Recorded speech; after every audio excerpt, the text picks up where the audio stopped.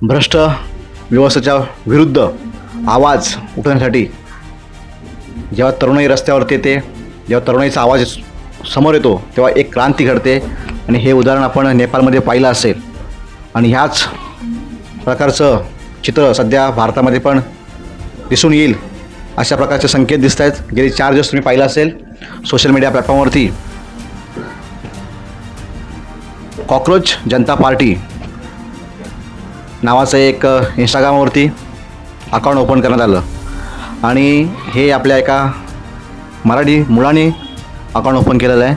आणि ते ज्याला ज्या प्रकारे प्रतिसाद मिळाला आहे पूर्ण भारतातून ज्या प्रकारे प्रतिसाद मिळाला आहे, तब्बल 4 दिवसामध्ये 1 करोडच्या वरती फॉलोअर्स.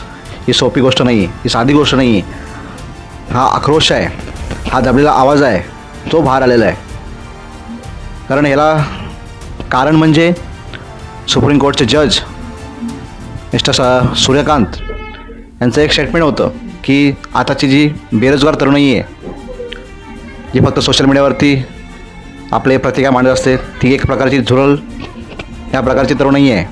म्हणजे त्यांचे असं स्टेटमेंट होतं की ती प्रतिक्रिया ही संपूर्ण तरुणाईला झुरळ म्हणून असं त्यांनी नमूद केलं होतं.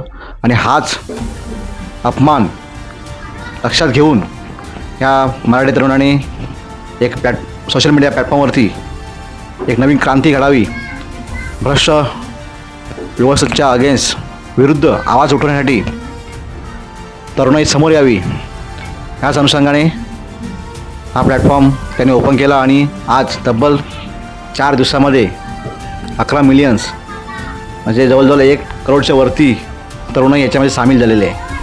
आणि ही छोटी गोष्ट नाही, ही भविष्यातील होणारी एक मोठी क्रांतीचं चित्र आहे, संकेत आहेत.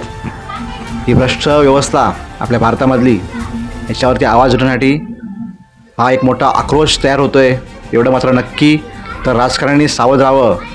आणि हा आक्रोश जेव्हा कुठे बाहेर येईल तेव्हा मात्र वेगळंच चित्र आणि मोठा इतिहास निर्माण होईल या तरुणाईच्या माध्यमातून, हे निश्चितच आहे.